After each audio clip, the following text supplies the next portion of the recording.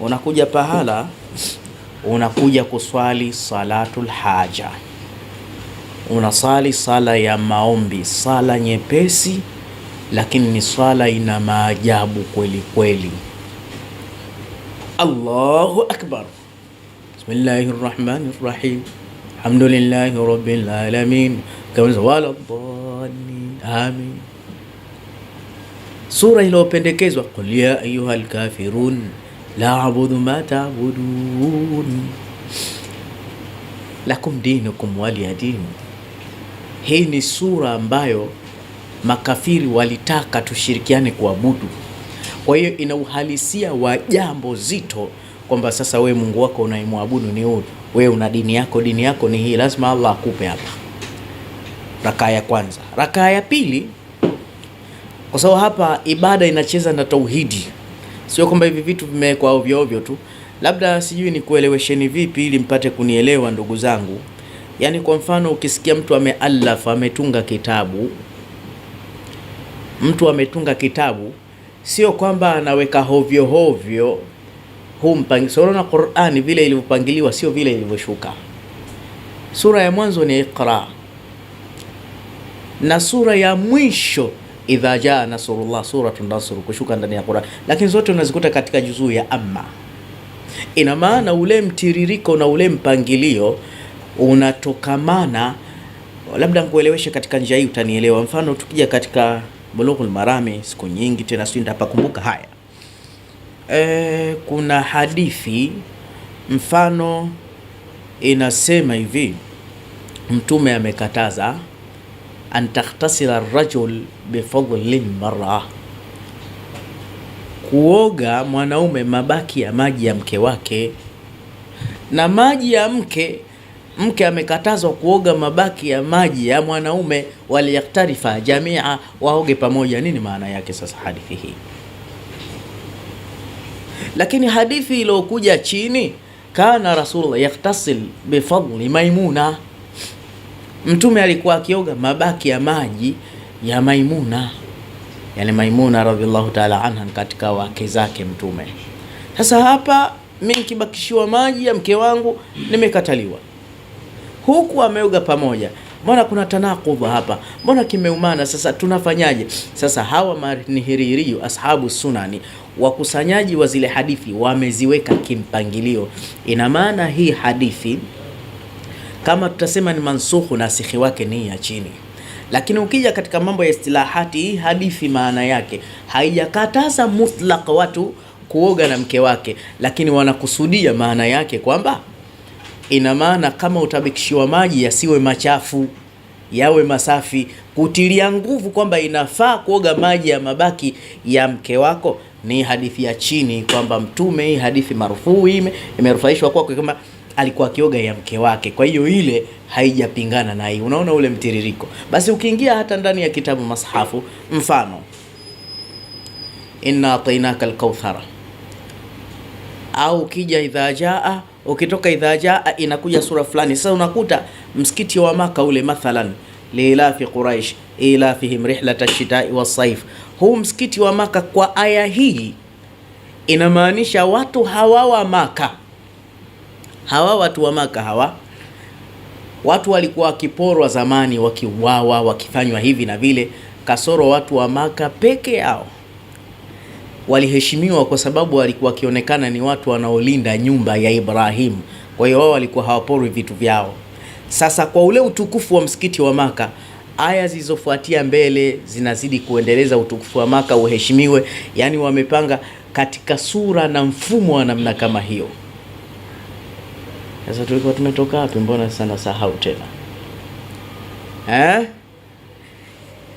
Nishaelewa. Kwa hiyo katika jambo hilo, mfumo ninaosema mpaka kuja hii suratu Ikhlasi, ina maana huo mfumo baada ya kuisoma suratul Kafirun kisha tunachukua suratu Ikhlas, kwa sababu hii Ikhlasi japokuwa ni ndogo lakini ni sura biakmalihi, iliyochukua sehemu kubwa ya tauhidi ndani ya Qur'ani kuliko sura nyingine yoyote.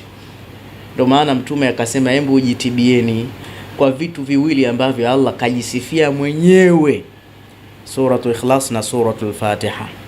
Hii Ikhlasi ni sura kubwa kitauhidi kweli kweli.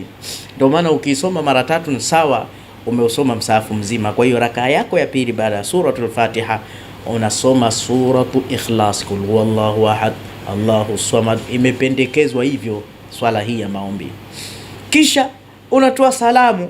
Ukishatoa salamu kuna mambo uyafanye. Jambo la mwanzo unasoma hivi, Rabbana atina fid dunya hasana, Rabbana atina fid dunya hasana, Rabbana atina fid dunya hasana wa fil akhirati hasana wa fil akhirati hasana wa fil akhirati hasana wa qina adhaban nar wa qina adhaban nar wa qina adhaban nar.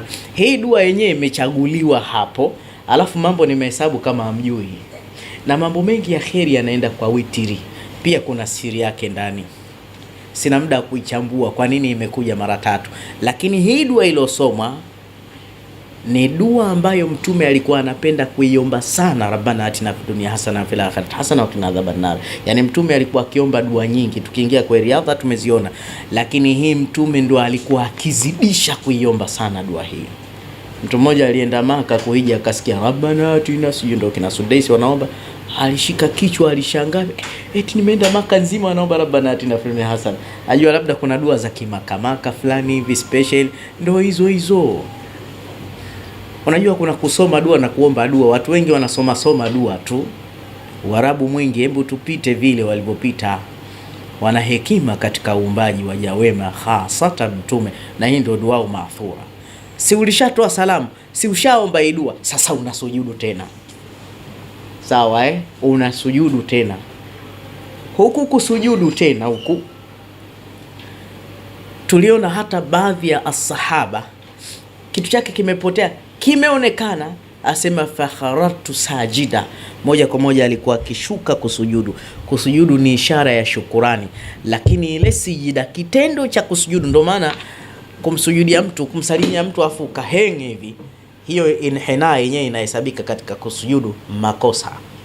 Kwa hiyo kuporomoka kusujudu japo upo nje ya sala ni kuzito, na katika sala jambo zito kuliko yote ni sijida.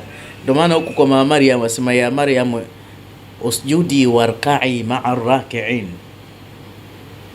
Angalia, usjudi imeanza kwanza, hebu sujudu afu rukuu na wenye kurukuu. Hapa ilikuwa usawa ianze kutajwa rukuu, ndio inaanza jamanini. Lakini kibalagha hapa kuna fasaha kubwa ya Qur'ani katika maanil kalimati. Ina maana kimetangulizwa siku zote Qur'ani ikitaja mambo mawili. Kinachotajwa mwanzo kama nshari, basi hicho shari kuliko chengine. Kama ni kizito, basi ni kizito kuliko chengine. Kwa hiyo haina shaka kwa balagha ya Qur'ani, sijida ni nzito kuliko rukuu, kuliko itidali. Huo ndio ukweli wa mambo. Na wanasema ukisoma Qur'ani unamzungumzisha Allah au unaongea na Allah, lakini ukisujudu unanong'ona na Allah bighairi tarjumani, peke yenu. Sasa pale ukisha sujudu pale, Mtume anasema laqad nuhiyitu an aqra al-Qur'an, nimekatazwa kusoma Qur'an nikiwa katika sijida. Lakini kuomba dua ndo pahala pake. Mtume alikuwa hata katika hizi sala rukuu yake ilikuwa ikiwa sawa na itidali, na sijida yake inakuwa ndefu sana. Sasa wewe pale ukisujudu, omba dua au maathurati zote alizoziomba Mtume. Kuna baadhi ya dua zimethubutu, sahaba akafundishwa ikafuta madeni. Kuna baadhi ya dua Mtume mwenyewe alivyotingishwa Taifu, alivyopigwa kule, aliziomba mpaka mbingu zikatingishika. Zile zote unaziomba zile dua zote unaziomba ambazo Mtume kaziomba. Allahumma inna na'udhu bika minal hammi wal hazan wa na'udhu bika minal ajzi wal kasal wa na'udhu bika minal faqri wal kufur. Hizi dua hii pia Mtume alikuwa akiomba sana hii. Hizi Rabbana Mtume alikuwa akiziomba, na Rabbana ni nyingi. Maka hizo Rabbana, kuna Rabbana nyingi mpaka za mitume wengine. Rabbi anni massani yadhurru wa anta arhamur rahimin. Huyo si nani? Ayubu huyo.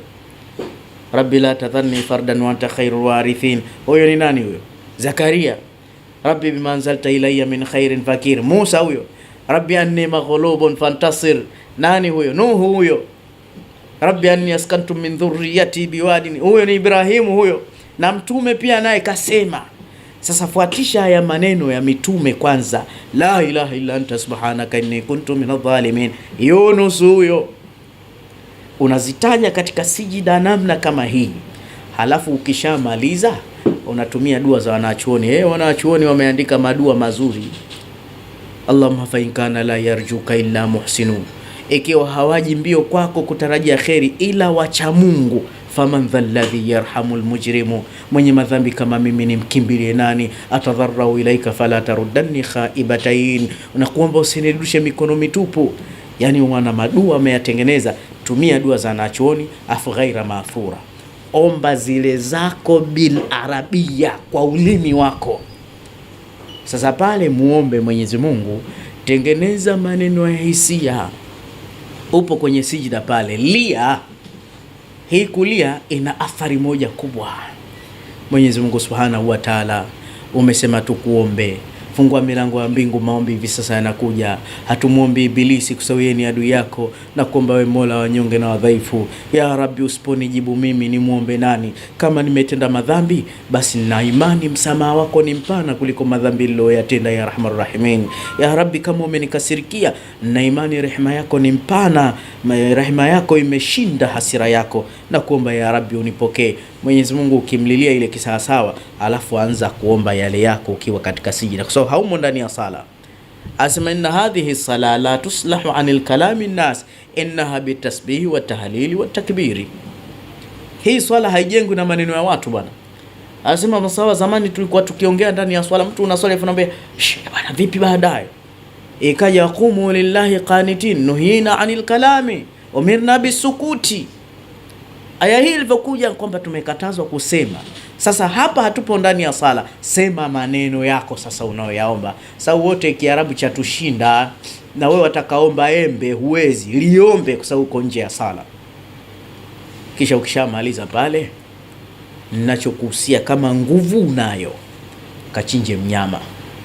Halafu yule mnyama mpike supu au mpike rosti, akikuwa kondoo vizuri zaidi. Lakini kama watu wa eneo hilo hawataki kondoo, basi at least mbuzi. Halafu yule mbuzi mlete, tafuta watu 3 kula nao. Mtafute kipofu ale ile sadaka. Hii ndio sehemu ya kufungua maisha, watu hawajui. Mtafute mlemavu la yataharaka, hajui kutembea, wa kusota, mlete pale kwako, ule naye sadaka hii. Halafu mtafute yatima. Inshallah khairi, tukome hapo. Tukiyafanya haya kila day ndani ya Ramadhani, hata tusiyafanye yote, tufanye robo yake, fabiha wa ni'ma, bifadlillah subhana rabbika rabbil izzati amma yasifun, wa salamun alal mursalin, walhamdulillahi rabbil alamin. Alhamdulillahi alladhi anzala ala abdihi ahsan